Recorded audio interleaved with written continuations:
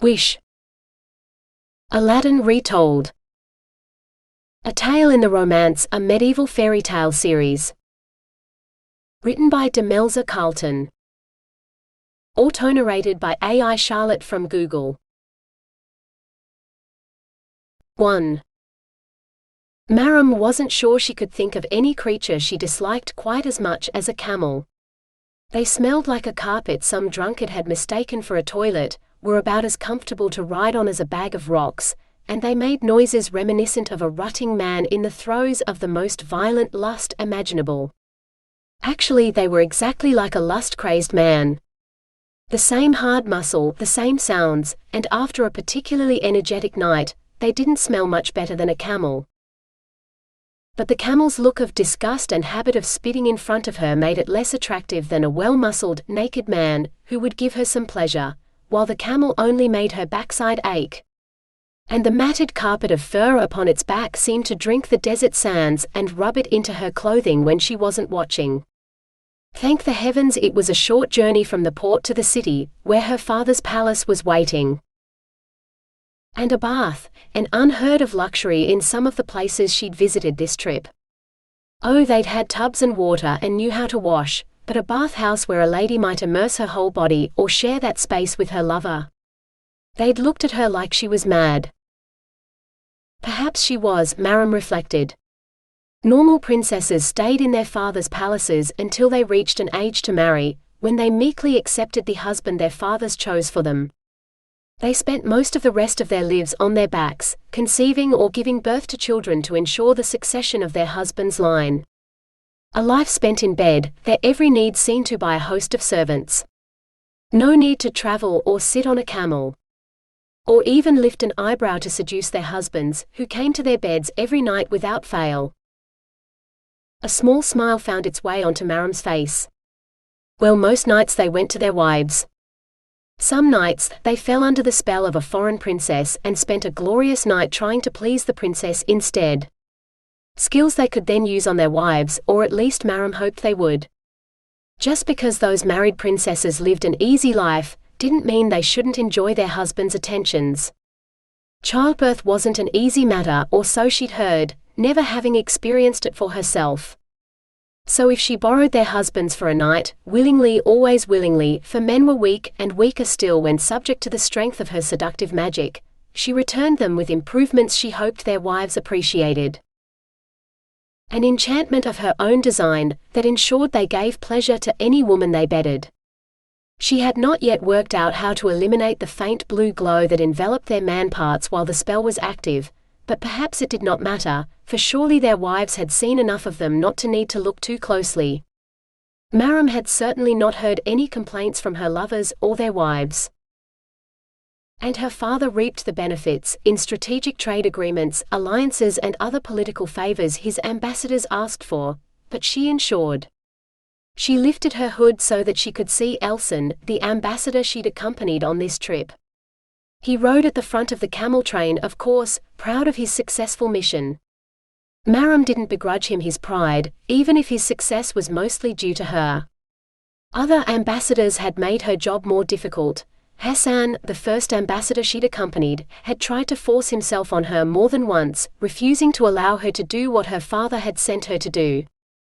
Elson had been a delight in comparison, and she would tell her father so. Desert dust smudged the horizon now, and she knew she was close to home and the end of this interminable camel ride. Sure enough, the city gates soon rose out of the golden brown sand, sentinels standing straight and tall to welcome her home. Maram passed between them without glancing to either side, though she inclined her head to the bowing guards and peasants who lined the road to her father's palace. Even veiled and hooded as she was, covered in travel dust, her clothing marked her as the sultan's daughter. The sultan who would demand her report before she could take that much-needed bath. She sighed as she glimpsed her favorite bathhouse, but she could not stop. Later, she promised herself. Along with all of Elson's good news, she brought urgent tidings her father needed to know more than she needed to bathe. Even if she did smell of camel. Her father was in his audience chamber, waiting for them when they arrived. Elson prostrated himself, but Maram merely stood back, inclining her head to the Sultan when he turned his inquiring gaze on her. "So tell me what new alliances you have made for me," the Sultan said to Elsan. Not for the first time, Maram was glad for the veil that hid her face and her boredom from her father's court, as Elsan recounted her political victories. "And what of Beacon Isle?" father asked. Here Elsan hesitated. Not because his news was bad, but how close it had come to being so. Beacon Isle is ruled by a woman who calls herself a queen. Most unusual. Elsan had not understood Queen Margarita's power until it was almost too late. Instead, he'd addressed his proposals to the Queen's young grandson Varden until Maram had intervened. The boy, nay young man, for he'd proved himself more than capable in the bedchamber, had happily surrendered to her charms and left the great hall to his grandmother and Elsan. Maram had whispered a warning to Elsan that if he did not show the grandmother proper respect, her not-quite-of-age grandson would never be allowed to accept her father's proposals. Elsan had showed the woman more than respect, judging by his blushes the following morning. The newly widowed Queen Margarita had required Elsan to show her some favors too, before she granted him any. Politics was a game best played in bedchambers, Maram reflected. Or bathhouses. "But do we have access to their harbor?" the Sultan rumbled. Elsan bowed so low his forehead pressed against the floor. "Yes, Your Majesty." Queen Margarita was most insistent about that. She would have us forsake all other ports in the region to trade solely with Beacon Isle. Maram's veil hid her broad smile. Margarita knew a good bargain when she saw one. She'd toyed with Elsan until she had what she wanted. Only then had she conceded to the trade agreement with the Sultan. In her place, Maram might have done the same. Instead, she'd educated the prince who would one day make some girl a charming husband. Something Maram herself would probably never have. But what did she need a husband for? She was a princess, and her father or his heirs would provide for her until the day she died. If she needed a man for anything, she could take a lover. Someone she chose for her own pleasure, and not just to satisfy her father's political aspirations. Maram jolted out of her reverie. "Yes, Your Majesty," she asked. "Do you need to rest after your journey, or will you share the evening meal with me?" father asked. Maram bowed. "My father does me great honor. I am quite refreshed at the thought of sharing a meal with our esteemed Sultan." Father made a sound deep in his throat that told her he saw through her flattery, but he knew what she really meant, that she had news to share that she could not repeat in front of his court. News that would not wait, or she would not have appeared in court so travel-worn. Her father's attendants dismissed the court, while the Sultan himself led the way to his private chambers. Chambers that overlooked the harem gardens where his wives spent most of their lives. As Maram herself might have if it weren't for her mother's treason. Her mother's crime gave her a freedom she was grateful for every day, though it had cost her mother everything. "I keep thinking I might see your mother among them, but then I must remind myself that she is gone," father said, settling beside a well-laid table. "You can't blame yourself," Maram said quickly. "Yours was a political marriage. You were not to know that mother's heart lay elsewhere. Perhaps she and her lover are now reunited in the afterlife." Father spat out his wine. "There will be no afterlife for either of them. They are not dead, Maram, no matter what you may have been told. An enchantress or enchanter who commits treason is not put to death. They face a worse fate, a lifetime of enslavement apart." Maram's mouth dropped open. "You mean mother is alive?" Father nodded. "Alive but enslaved to a magical object. She must do the bidding of its owner until she is freed. As long as she is enslaved, she cannot age or die." "What of her lover?" Maram asked. She remembered Amani, a kind man who had conjured flowers and sweet treats for her. It wasn't until much later that she'd realized the man was her mother's lover. Father shrugged. enslaved to an old lamp I once owned. He was supposed to do my bidding, but I grew tired of seeing his face, so I got rid of it. Poor Amani, condemned to an eternity of slavery for the crime of falling in love with the wrong woman. But I do not want to think of that man, and I try not to think of your mother. Though I believe you are more beautiful now than she ever was, father said. We are alone now. No need to cover your face. Finally. She'd grown so used to bearing her face while they traveled that wearing a veil once more was irritating, though it had kept the worst of the sand out while they trekked through the desert. Maram peeled off the layers of linen and dropped them in a dusty heap on the floor. She shook out her hair and gritted her teeth as it released a small cloud of sand. The desert will not let me rest until I have told you my news, she said. Word in the port and at every oasis between there and the city is that Sheikh Basit wants to expand his territory. He has attacked several camps, sending slaves to market through the port. From what I can gather, the camps may have been in your territory at the time. That makes the slaves he's taken your people. If it is true, we cannot afford to ignore this. Father pounded his fist on the table. That grasping fool keeps sending envoys here asking for one of my daughters to be his bride. His ambition knows no bounds. That son of a camel herder. He let out a stream of less polite insults that were enough to make Maram's ears burn. Perhaps you should send him a bride, father, she said, selecting a slice of melon. She'd missed the fruit of home while traveling. Let that camel dung soil one of my daughters? Father demanded. Maram smiled. I was thinking of Anahita. Father's eyes narrowed. Do you truly think so? Maram nodded. I think it is the only way to protect your people from him. Her half-sister Anahita liked to play politics as much as Maram, though her style was more direct. Very well. Father bowed his head. Was there anything else of importance that Elson missed in his report? Not really. Except that I believe he has fallen for the charms of the mistress of Beacon Isle, Queen Margarita. Either you should send him to the Isle regularly to keep the woman sweet, or you should keep him away from her altogether, and see that he finds a bride who will replace that woman in his affections. Should I doubt his loyalty? Maram thought for a moment, then said, No, not yet. But she is a powerful enchantress, a fact she keeps hidden from many of her people, though not from me. Perhaps you should keep him away from her after all. He is a good man. It would be a shame to lose him. Who do you recommend? Someone sweet and shy, younger than he is. The opposite of the powerful queen. Perhaps one of my cousins. Hold a celebration feast for his return and see which of the girls cannot keep her eyes off him. A love match would suit him, I think. Maram sipped her tea, feeling the heat sink into her very bones. Oh, she had missed the tastes of home. It sounds like you really like this man, Father mused, not meeting her eyes. Why not you? Maram laughed. Because I am not some doe-eyed innocent who will adore him as he deserves.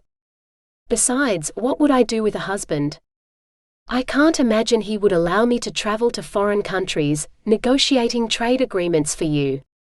Face it, Father. I am no use to you as some man's wife. But as a jeweled courtesan, I can bring the world to your feet. You are still my daughter, and you deserve a reward. You have done more than my ambassador, I have no doubt, yet you ask for so little in reward. If you ever wished for a husband, Maram, I would grant your wish. Maram moistened her lips. You do not think I would cheat on him as my mother did to you? Sadness clouded Father's expression. You are not Brisker. There is too much of me in you. She pursued her passions with no care for the future, but you see as far as I do, and plan for the future you desire. Maram, I swear to you, if you wish for a husband, I will consent to any match you desire. It was a lie, and they both knew it. Her father would only marry her off for an alliance that brought him more benefit than she did currently as his unofficial ambassador. But her life suited Maram, so she did not say so. "Father, I promise you, the only man I want is one who will build me a palace that has its own bathhouse, an edifice to rival the grandest bathhouse in the city, but for my very own. And not even you can give me that." Maram smiled sadly. Her father's palace had been built on a plentiful water supply, but her favorite bathhouse had a spring which fed the pools inside, and no other water in the city could compare to it. Father waved her away. "Of course you must bathe. You are a dutiful daughter indeed to come to me before you have properly washed away the dust from your journey. I shall see to it that the Firdaus bathhouse is closed to all but you and your attendants for as long as you like." Maram inclined her head. "Thank you, father. It is too late in the day now, so I shall bathe in my chambers tonight, but tomorrow I will accept your offer. A bathhouse to myself for the day is reward enough, I think." It wasn't, but for now it would do. What man would want her for a wife anyway? Most men wanted a virginal bride, the sort Maram wanted for Elsan. They would not want a woman who had taken dozens of lovers to her bed. Lovers who had given her pleasure but nothing else, for her healing skills were sufficient to stave off disease or pregnancy, but still. To most men that made her unclean and not a fit bride. Of course, if they met her and fell under her spell, no man could resist her, but she did not want a man by magical means. As a lover maybe, but not as her life's partner. Maram sighed. She was destined to go through life alone, taking a series of lovers, but never to truly love. At least she had the freedom to choose her lovers. Not even Anahita could claim that. And a bath. On the morrow she would have a bath. Maram clapped her hands to summon a servant to help her wash in what the palace could provide. Tomorrow she could soak, but today she could at least be clean.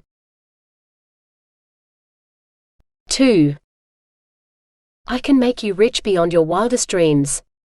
The Sultan's daughters will mistake you for a prince, you will be so wealthy and you may have your pick of them, the well-dressed man boasted. I am Gwandoya, and if you come to work for me, you will never go hungry again. That's because everyone who does dies, Burke muttered. Really? Aladdin asked. Burke shrugged. Well, whoever does believe him enough to go work for him, never comes back. Aladdin laughed.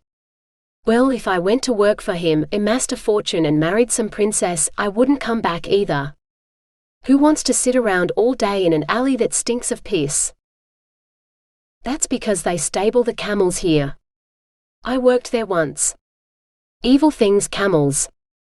They bite and spit and stand on your feet until they break all the bones, but if you fight back, you're the one who gets thrown out, Bugra piped up. The boy was not yet a man, but Aladdin had been younger than Bugra when he started coming here looking for whatever work he could find.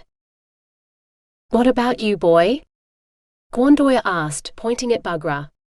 What do you think of my offer? What offer's that? Bugra asked. Riches untold and a princess for a bride. Gwandoya said, his eyes lighting with unholy fire. It was far too early in the morning for that sort of zealotry. Sounds better than shoveling camel shit, Bugra said, stepping forward. Will she be pretty? Far more beauteous than any woman you have ever beheld. Gwandoya promised. Hey, you don't want to do that, Aladdin said, reaching for Bugra's shoulder. He might be taking you to sell you as a slave in the market. Bugra shrugged off Aladdin's hand. He promised me a princess, he did. And gold. You're just jealous you didn't accept first. When I'm a prince, I'll come back and throw you a copper coin so you can use the baths. Meanwhile, I'll have a palace of my own. You'll see. Bugra headed off with Gwandoya, leaving the other men staring in their wake. Think we'll ever see him again? Aladdin asked. Nope, Burke drawled. Other men shook their heads. No one who goes with Gwandoya is ever seen again," an old man said sadly. "Should we tell his family where he's gone?" Aladdin ventured. The old man shrugged. "No one to tell. His mother died last year. No one will miss him." He sighed. "Much like the rest of us. If we cannot work to keep our families fed, what use are we? We should all go with Gwandoya, for it is only a matter of time before we die unmourned by anyone who matters, for our families will starve long before us." Some of the other men nodded in agreement, but none had the energy to argue. Perhaps none of them had anyone left to lose. Except Aladdin, who rose from his crouch to stare down at the hopeless humanity, who were the closest thing he had to friends. "Speak for yourself. My mother would mourn me. I'm not staying here waiting to die with the rest of you. A caravan came into town last night. I heard it. I'll head down to the bazaar and see if anyone needs some extra hands to help unload the goods. Anything was better than wallowing in misery, waiting for work that would not come." So he strode out of the alley and down the main street, toward the markets, but with no idea what to do. Such was the story of his life. His father had insisted he learn to read and write, and assess the quality of goods for when Aladdin followed in his father's footsteps as a merchant. But his father had died before Aladdin was old enough to take over the business, and his mother had sold all their goods just to survive, leaving them with nothing. Not even a trade Aladdin could follow to earn a living, for he was too old to apprentice, and besides, no tradesman would take him without money to pay for his board. Money his mother no longer had. So Aladdin walked through the market, seeing good silk and bad, brass polished to look like gold and gold so dirty it looked like cheap brass, food fit for the sultan's table and stuff even a starving goat would turn its nose up at, but he could afford none of it. He was a merchant's son turned street rat, and his mother earned more money with her spinning than he did waiting all day to be hired for a day's labor that he was never offered. He made it to the other end of the market without realizing, only to find the street full of guards. "Make way for the princess," one shouted, shoving a camel driver under the feet of his own lead beast. Guards who would happily let a merchant be trampled wouldn't care if they killed some street rat, Aladdin knew, so he ducked into the nearest building, the city's oldest bathhouse. He ignored the sign that said the place was closed and shouldered open the door. The shadows inside were cooler than the street, and he could hide here until the guards went past. It wasn't as though a princess would enter a public bathhouse. The Sultan's precious daughters undoubtedly bathed in the confines of the harem, where no man could gaze upon their virgin beauty. One of the guards must have seen him though, because the door was thrown open. Aladdin hurried to find some deeper shadows to hide in. He found an alcove where the staff kept the towels, and ducked behind a towering pile of cloth. Surely no one would look for him there. "You may go," a deep feminine voice said grandly. A voice Aladdin heard in his very soul. Booted footsteps trooped outside at her command. A princess who used a public bathhouse? This he had to see. Unable to resist, Aladdin peeped around the towels. A veiled woman stood beside the pool while her female servants busied themselves fetching cloths and bowls of water to bathe their mistress before she immersed herself in the mineral bath. One came into his alcove, and Aladdin had to dive behind the towels again, though he doubted the serving girl saw him in the dark. But if the princess was going to bathe, he'd best get out before someone saw him. He couldn't have picked a worse hiding place if he'd tried. Aladdin pressed his eye to a crack in the shutters, hoping the streets would be clear enough to allow him to escape. No such luck. The street was filled with the princess's guards, who would capture him the moment they saw him. Peeping at the princess, however unintentionally, carried a death penalty they wouldn't hesitate to carry out. So he had to stay put and wait the woman out. Once everyone left, then he could leave. He settled on the tile floor. It was more comfortable than the alley where he'd spent more days than he could count. "There. Leave me. I will summon you when I have need of you." The princess's voice echoed through the bathhouse, amplified by some sort of magic, so that it seemed she spoke beside him. Aladdin crept to the entrance of his alcove again, curious. 4 veiled women bowed, then left, and Aladdin's heart stopped as he beheld the most beautiful woman he'd ever seen. The curve of her shoulders, enticing his eyes to travel down the crease of her spine to her peach-shaped bottom. His hands itched to touch her, to see if her skin was as soft as a peach. He'd eaten the fruit in his childhood, but it had been many years since he'd done more than look at them longingly in the market. But never as longingly as he looked at this woman now. A princess he had no right to stare at, though he could not drag his eyes away as she descended the shallow steps into the pool. She ducked under the surface of the water, then came up and flipped onto her back, stealing Aladdin's breath as he caught sight of her breasts. Fruit from heaven, surely so round and perfect. This princess's body was a priceless treasure none but the highest of men deserved to possess. Maybe not even then. Aladdin buried his face in his hands. He deserved to die for what he'd seen. But if he did, he would die happy. "Step out of the shadows, where I can see you," the princess commanded. One of her attendants had stayed, Aladdin guessed. He ducked back behind his towels, where the woman would not see him. "Do you really want me to summon my guards to drag you out? Come now, man. You have seen your fill of me, so it is only fair that you let me at least see your face." Aladdin risked a peek around the towels, to find the princess's dark eyes fixed on his hiding place. She spread her arms wide. "I am unarmed, as you see. I will not harm you." Just looking at her condemned him to death, but Aladdin knew he'd already sealed his fate. Fixing his gaze on her face, he took 3 tentative steps into the space before he fell to his knees, pressing his forehead to the floor. "Your Highness, my humblest apologies for my disrespect. I sought to clear the road to let your entourage pass, only to find myself trapped in here. Why does one of the Sultan's daughters do such honor to a common bathhouse?" Her laughter was low and musical, bouncing off the walls and straight into Aladdin's heart.